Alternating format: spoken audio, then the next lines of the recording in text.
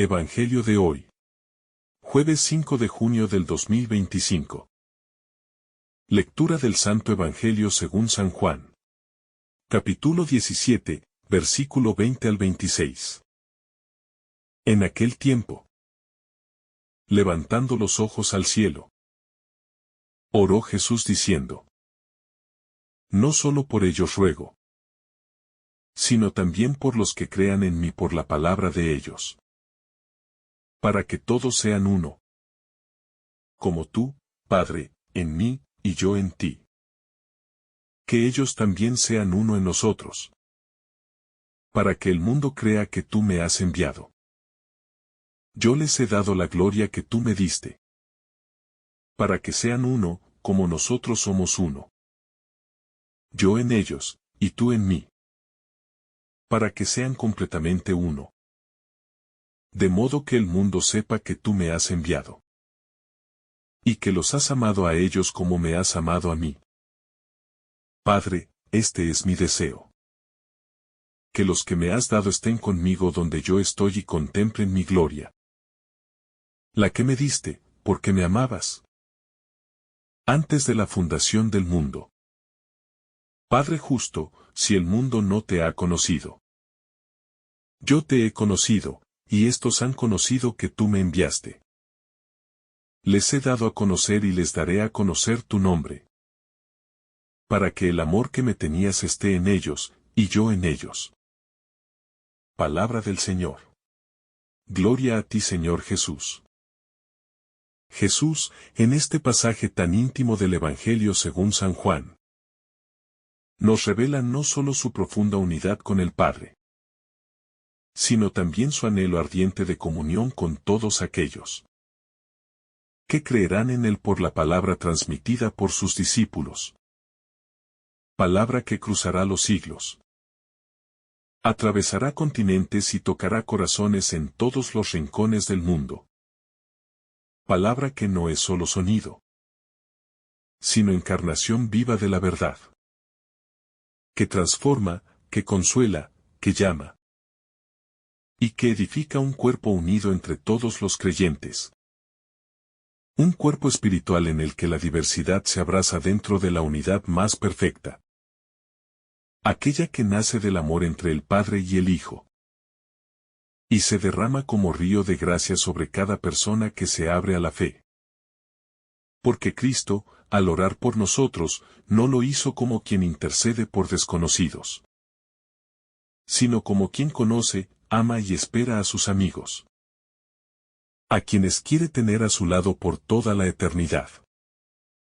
Este anhelo de unidad no es simplemente un deseo moral o una consigna social, sino una realidad espiritual profunda que tiene su raíz en la relación trinitaria, en ese amor eterno e infinito que existe entre el Padre y el Hijo.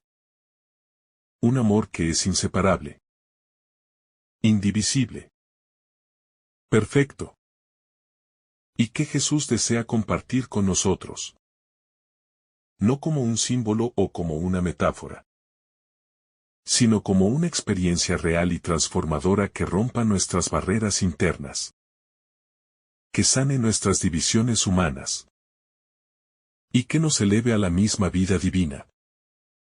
Porque el deseo de Jesús es que todos sean uno, no en ideas o intenciones, sino en la participación del mismo Espíritu, en la comunión de la fe, en la caridad que no se rompe, y en la verdad que no se desvanece, como reflejo del Dios uno y trino que nos creó. La gloria que el Padre dio al Hijo, Jesús la ha compartido con nosotros. No una gloria mundana ni pasajera, sino la gloria eterna del amor. Esa que no se compra ni se gana, sino que se recibe como don, como herencia del Espíritu que habita en los corazones que creen.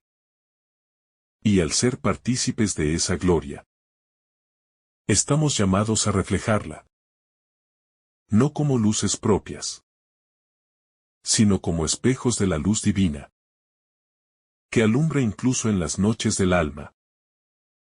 y que nos une a Cristo y entre nosotros.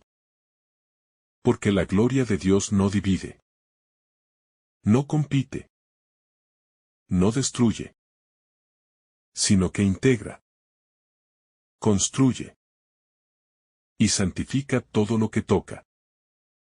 Jesús ora para que sean uno.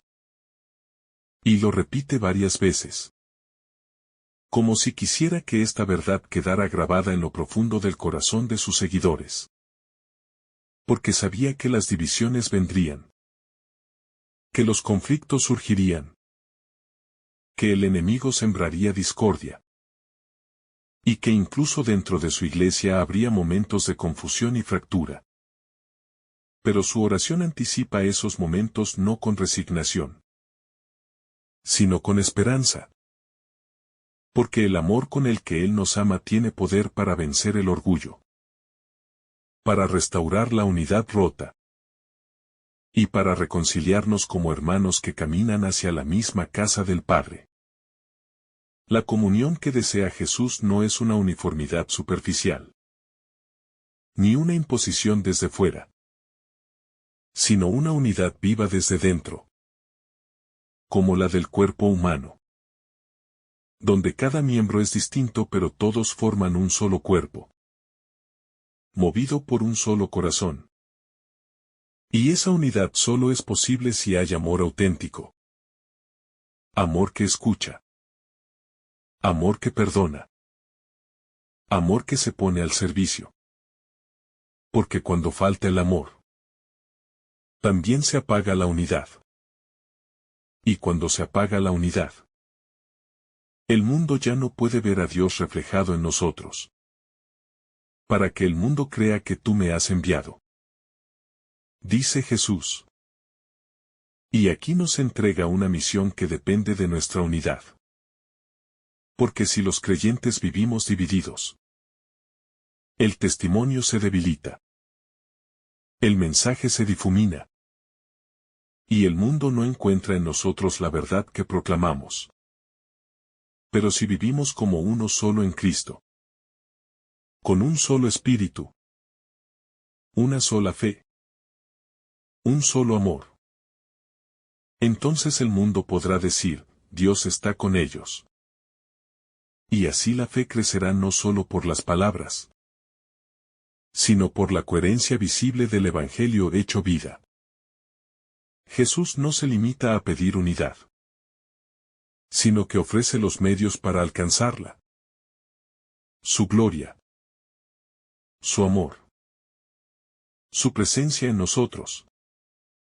Porque no somos capaces por nosotros mismos. Nuestra fragilidad es grande. Nuestros egos nos separan. Nuestras heridas nos aíslan. Pero cuando Él habita en nosotros, todo es transformado. Y la unidad ya no es un ideal lejano, sino una realidad concreta. Porque el alma que acoge a Cristo se vuelve reflejo del amor eterno que une al Hijo con el Padre. Yo en ellos y tú en mí. Esta frase encierra el misterio de nuestra fe. Porque si Cristo está en nosotros, entonces el Padre también lo está. Y esto cambia radicalmente nuestra forma de ver la vida. Porque ya no somos caminantes solitarios. Ni somos extraños para Dios, sino templos vivos de su presencia. Amados con el mismo amor que el Padre tiene por el Hijo. Un amor eterno, sin medida, que da sentido a cada segundo de nuestra existencia. Jesús desea que estemos con Él donde Él está. Y eso no se refiere solo al cielo futuro, sino también al presente de nuestra relación con Él. Porque si vivimos unidos a Él desde ahora, entonces su gloria comienza a reflejarse en nosotros desde esta tierra. Y nuestra vida deja de ser ordinaria, para convertirse en espacio de revelación, donde la fe se hace palpable, donde la esperanza se renueva, y donde el amor no se desgasta. sino que se expande con fuerza invencible. La gloria de Cristo no es lujo ni poder, sino el resplandor del amor divino.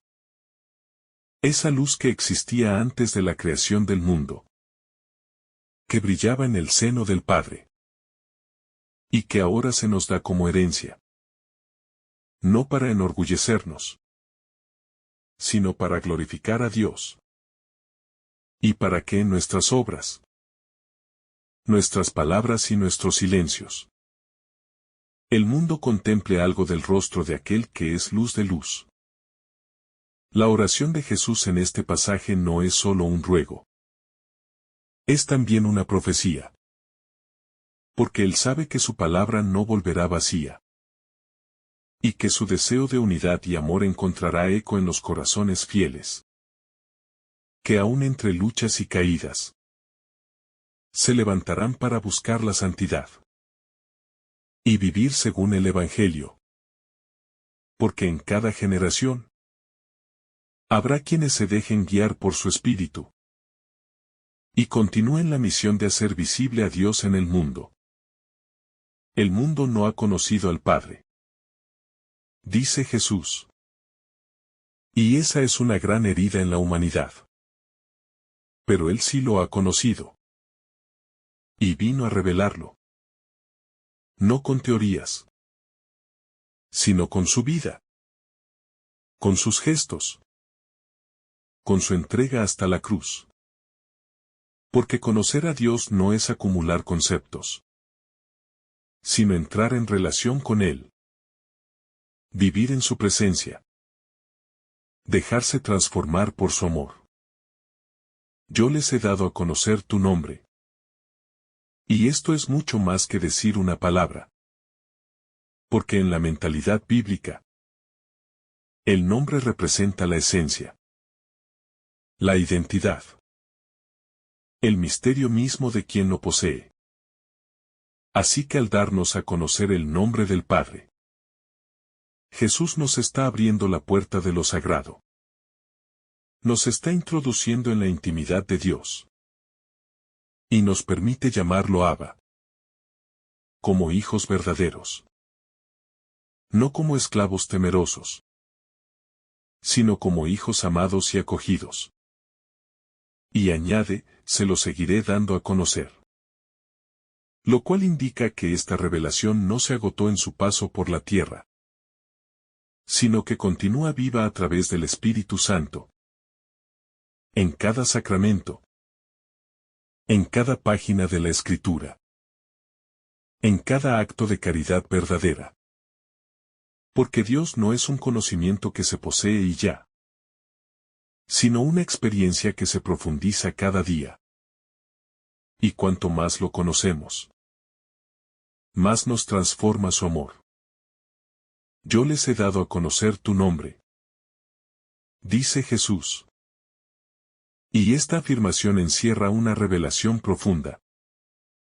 Porque en la Biblia, el nombre no es solo un conjunto de letras, sino la manifestación del ser.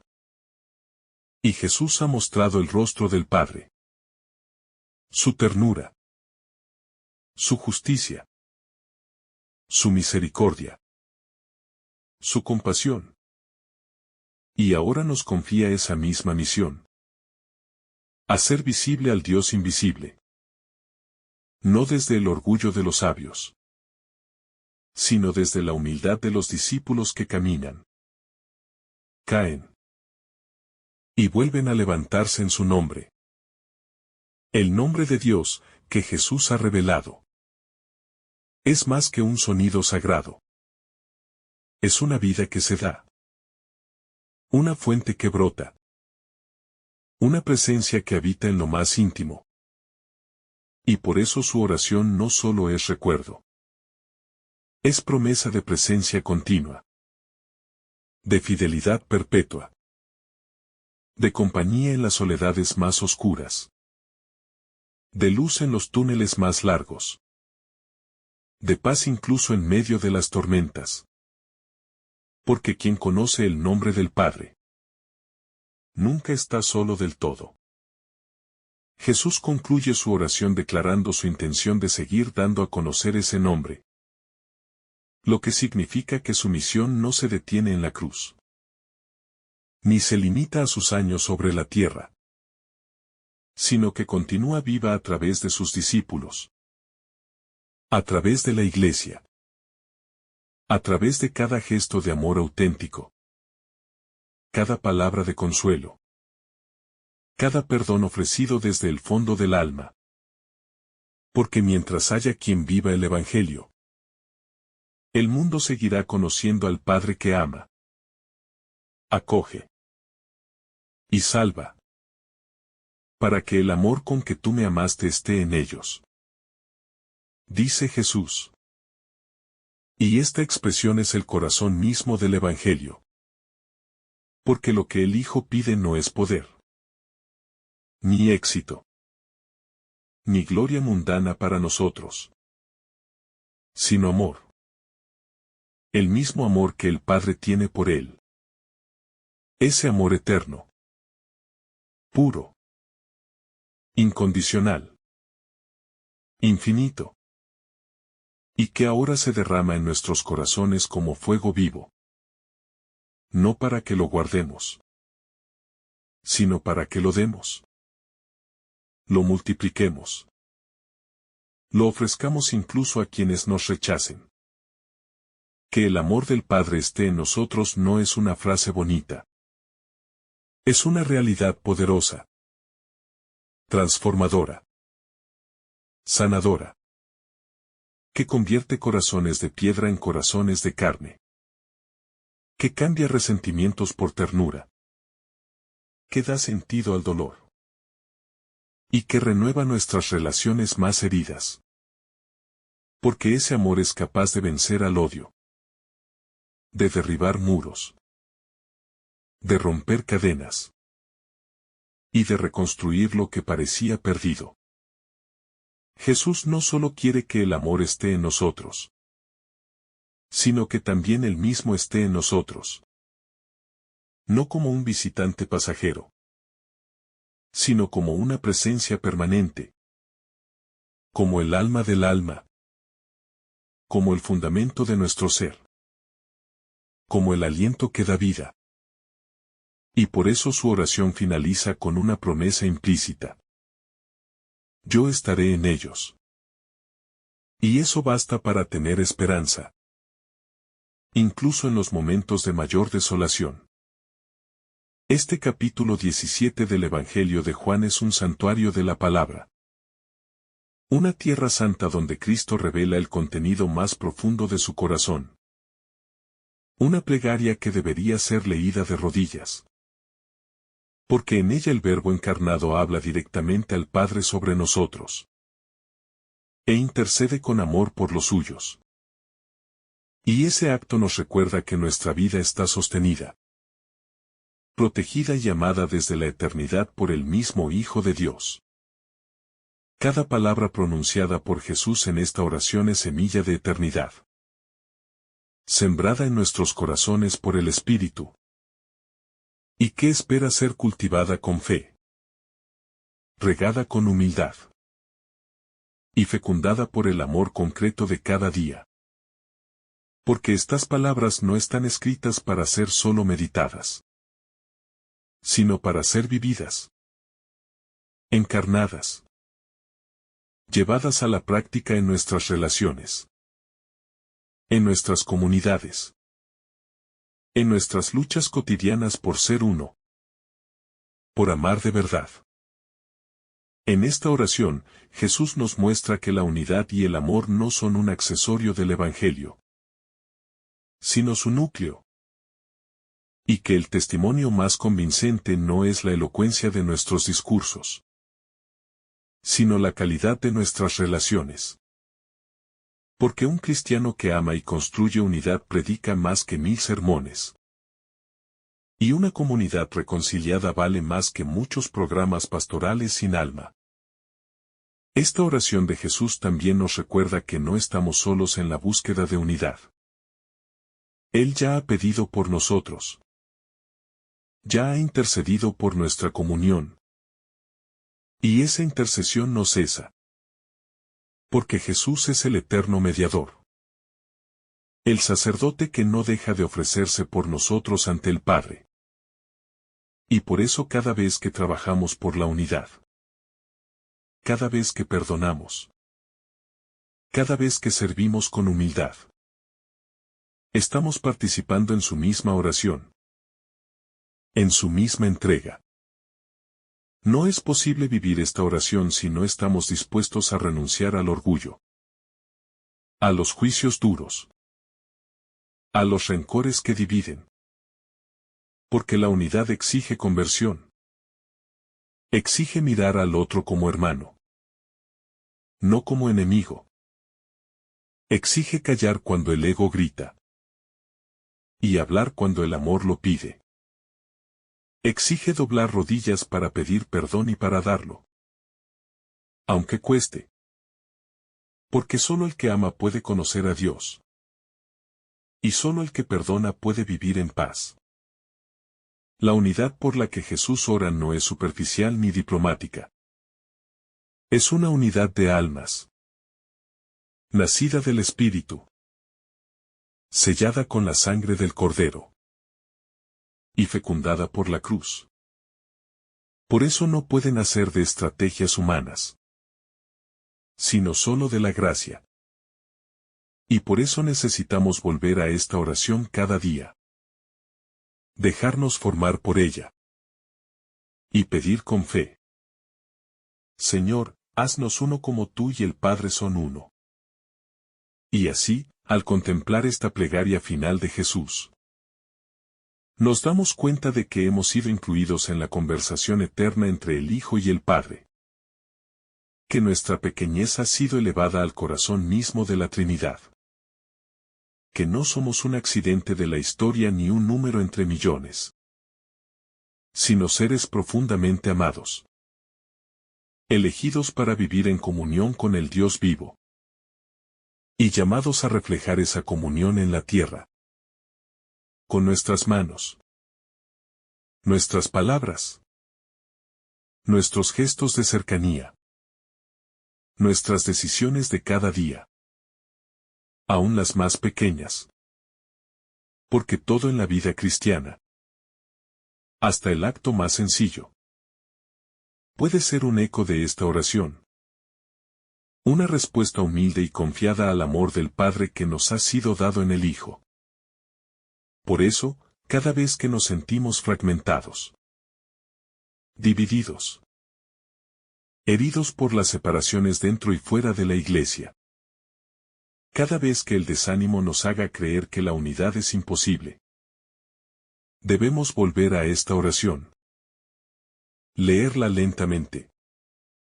Dejar que cada palabra penetre en lo más hondo del alma.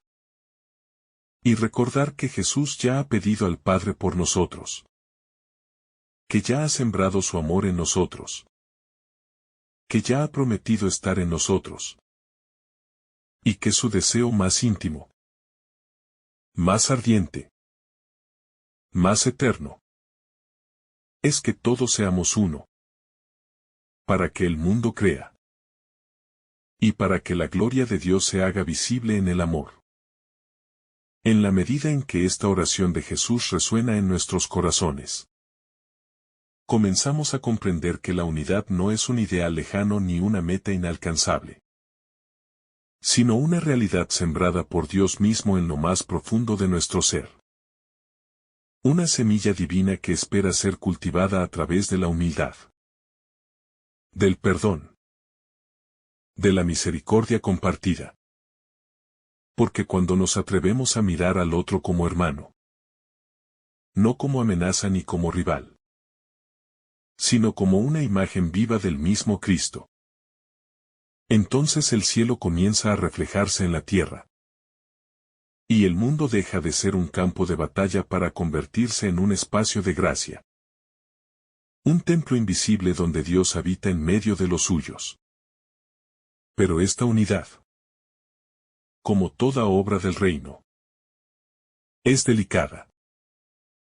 Y puede ser herida fácilmente por el egoísmo, por la ambición, Por la autosuficiencia disfrazada de celo espiritual.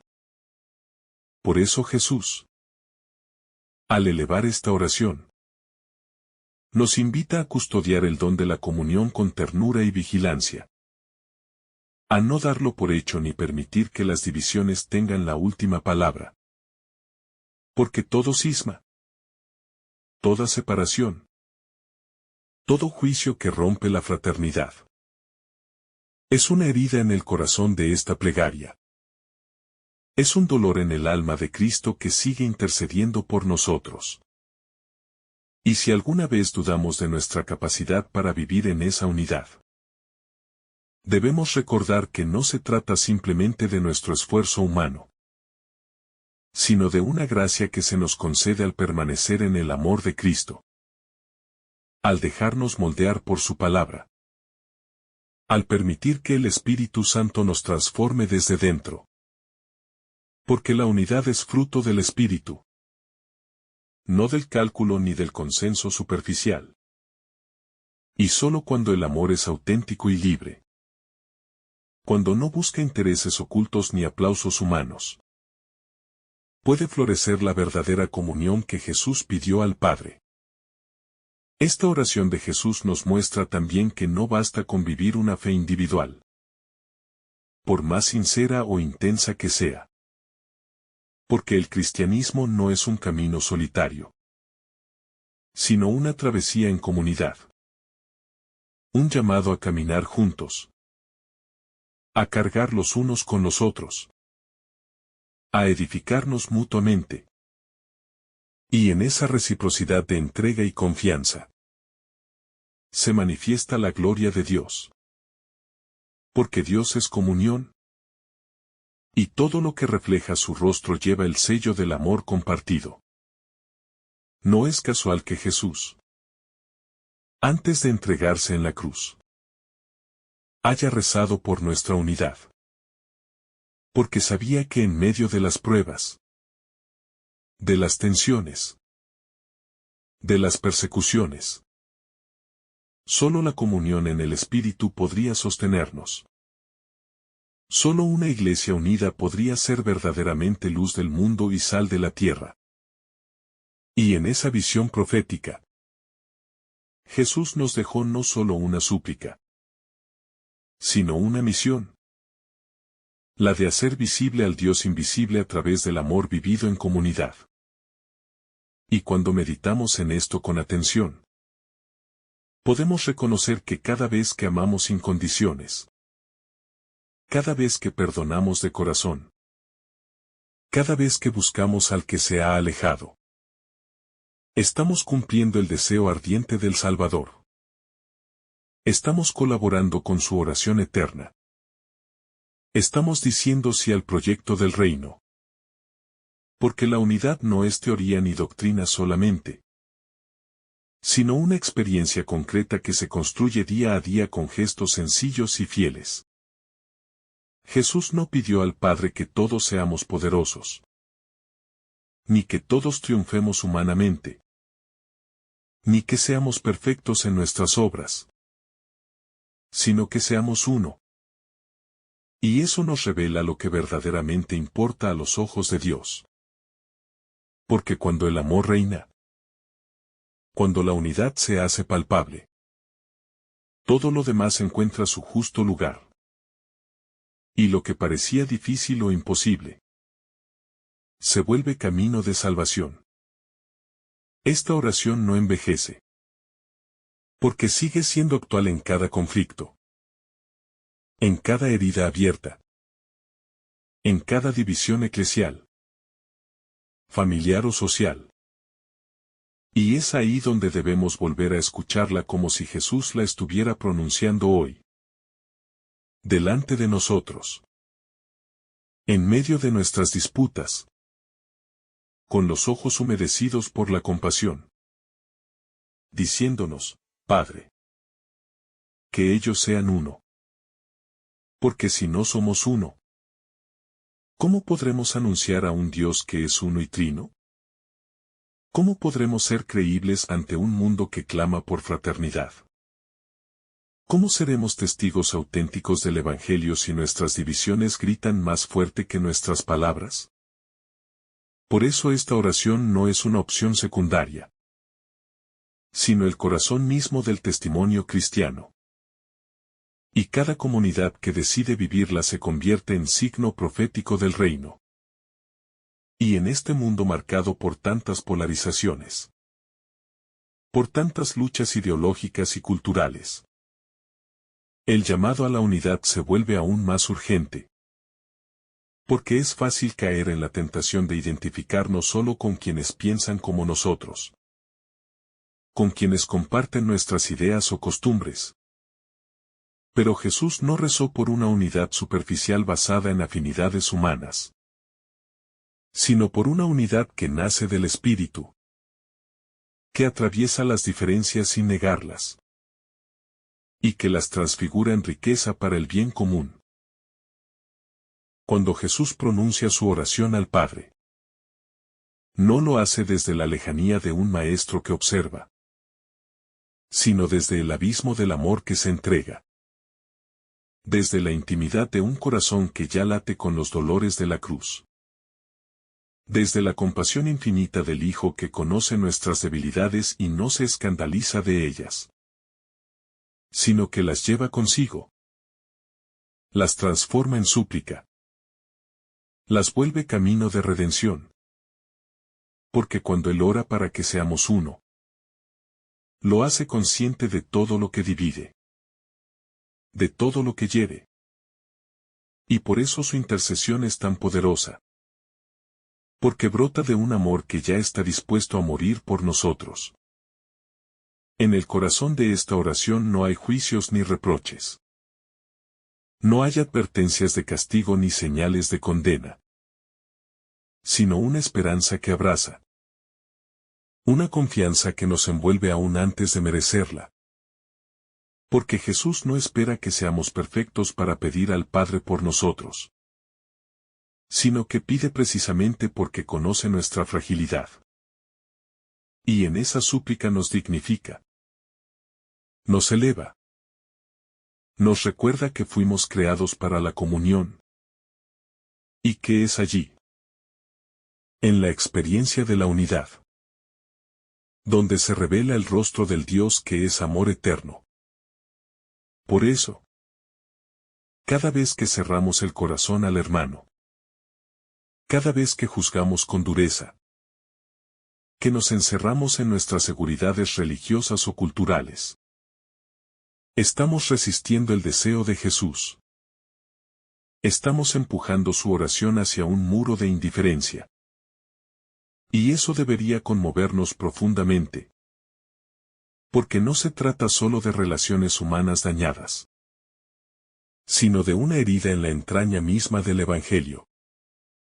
De un grito de Cristo que queda ahogado por nuestro orgullo.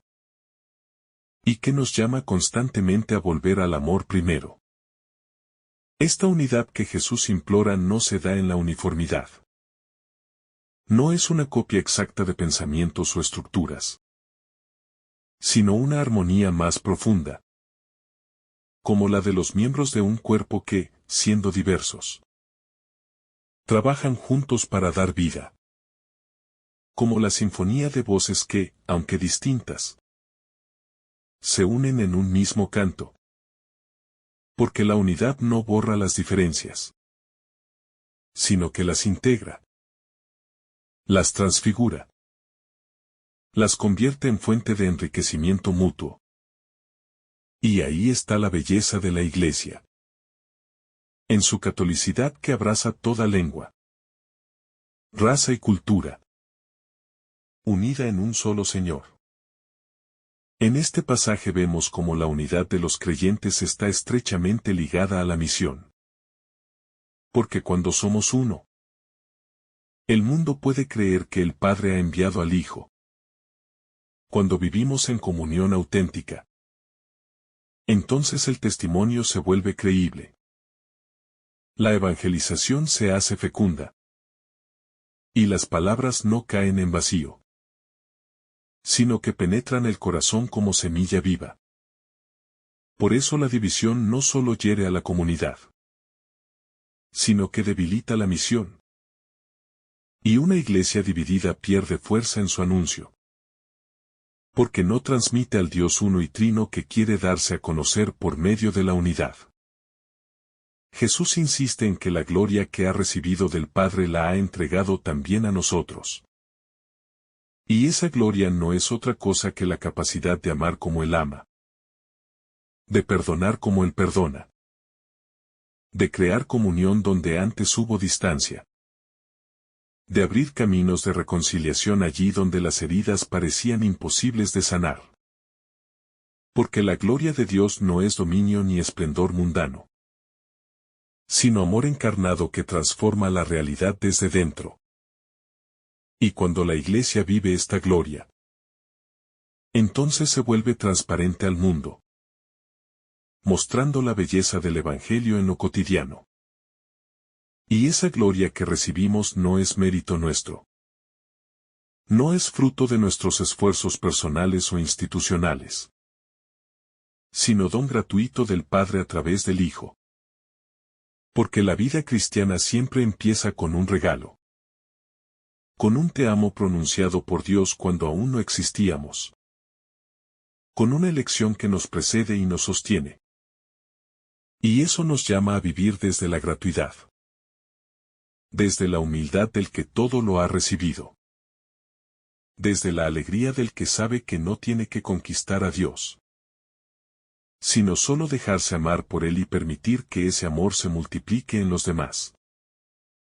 Por eso, cada gesto de unidad que construimos, cada reconciliación que buscamos, cada vez que damos un paso hacia el hermano, nos convertimos en respuesta viva a esta oración de Jesús. En continuación de su súplica, en eco de su voz en medio del mundo. Y no hay nada más bello que saber que podemos consolar a Cristo con nuestras acciones, que podemos secar las lágrimas de su rostro cuando damos frutos de unidad. Y cuando contemplamos esta oración en el contexto de la última cena, se hace aún más conmovedora. Porque Jesús sabe que sus horas están contadas, que la traición está cerca, que la cruz ya lo espera. Y sin embargo, no piensa en sí mismo. No se deja arrastrar por el miedo o la angustia, sino que se preocupa por nosotros, por nuestra unidad, por nuestra capacidad de ser testigos fieles en el mundo. Y eso revela la profundidad insondable de su amor.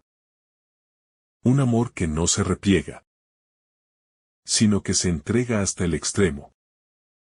Esta entrega nos invita a mirar nuestra vida cristiana con nuevos ojos, a preguntarnos si realmente vivimos desde el deseo de Jesús, si nuestras decisiones cotidianas reflejan su oración, si nuestras comunidades son signos visibles del amor trinitario, o si por el contrario, hemos caído en la rutina de una religiosidad sin comunión, sin ternura, sin entrega mutua. Porque cada uno de nosotros, con su vida, está llamado a responder o a ignorar la súplica de Cristo. Y esa elección define el sentido de nuestro discipulado. El amor con que el Padre ha amado a Jesús no es un amor distante ni abstracto. Es un amor que se hace experiencia concreta, que ha acompañado al Hijo en cada momento de su encarnación, que le ha dado fuerza en la soledad, consuelo en la oración, gozo en el encuentro con los sencillos, paz en medio de las persecuciones. Y ese mismo amor es el que Jesús desea para nosotros. No un sucedáneo, no una sombra ni una promesa lejana, sino el mismo amor divino, pleno, total, derramado en nuestros corazones como fuente viva de comunión.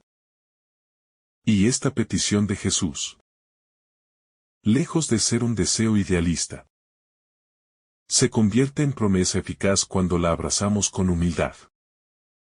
Cuando dejamos que el Espíritu Santo modele en nosotros un corazón semejante al suyo. Capaz de amar sin condiciones. De perdonar más allá de lo razonable. De construir puentes donde antes había muros.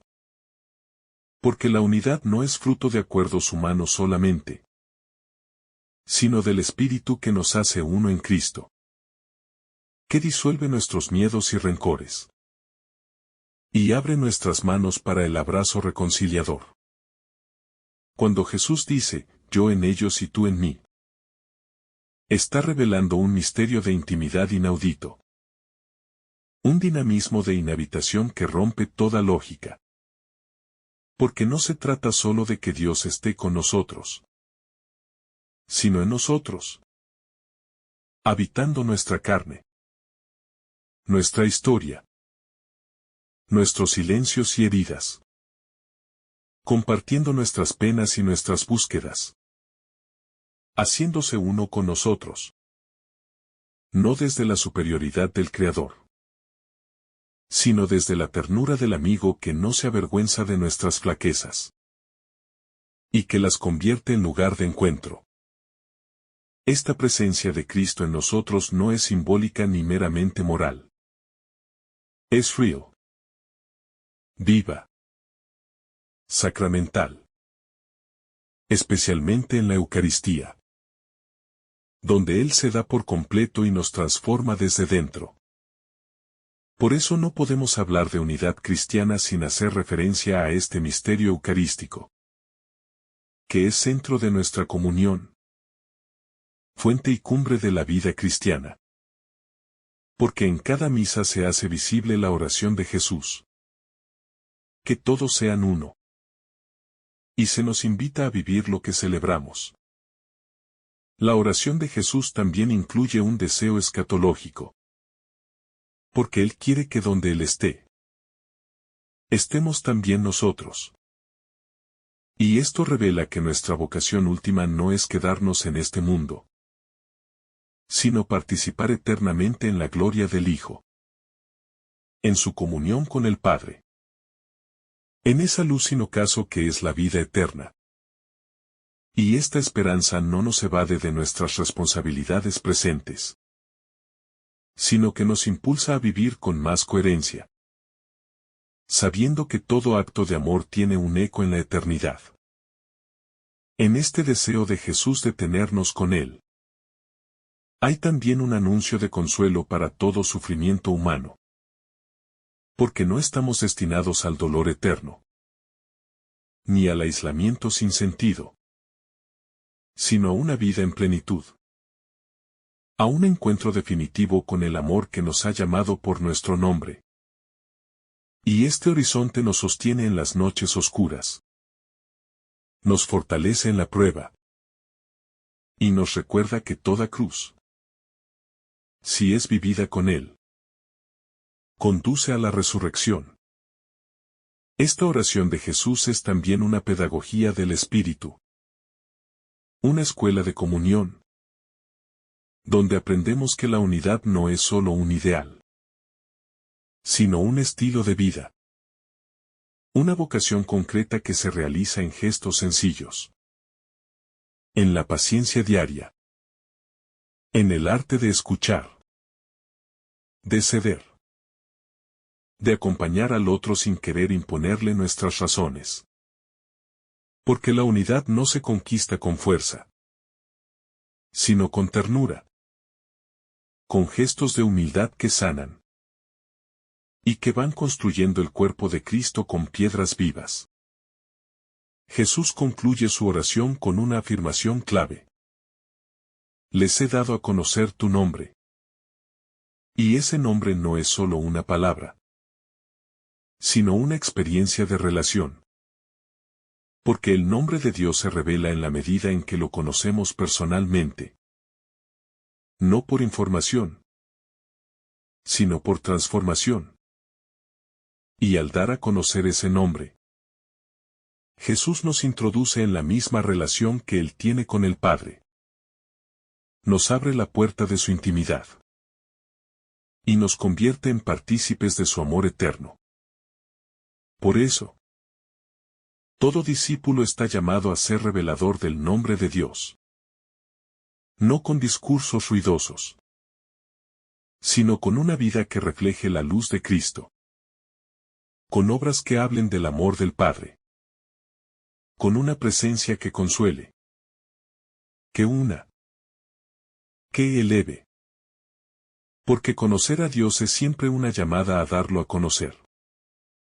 Y cuanto más profundamente vivimos esa relación con Él, más naturalmente se vuelve nuestra vida un signo de su presencia. Finalmente, la oración de Jesús se convierte en un espejo donde podemos examinar nuestra vida cristiana. Una fuente donde podemos beber para renovar nuestras fuerzas. Una luz que orienta nuestro caminar hacia la unidad. Hacia la comunión. Hacia la vida eterna.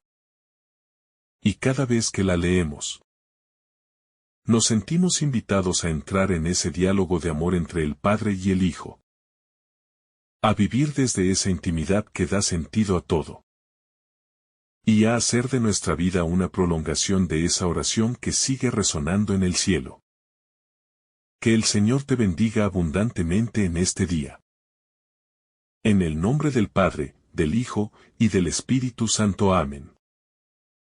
Si esta reflexión te ha gustado, recuerda dar like, dejarnos tu intención en los comentarios y activar la campana de notificaciones. Para que todos los días recibas estos mensajes. Te saluda tu hermano Joe deseándote un día lleno de bendiciones.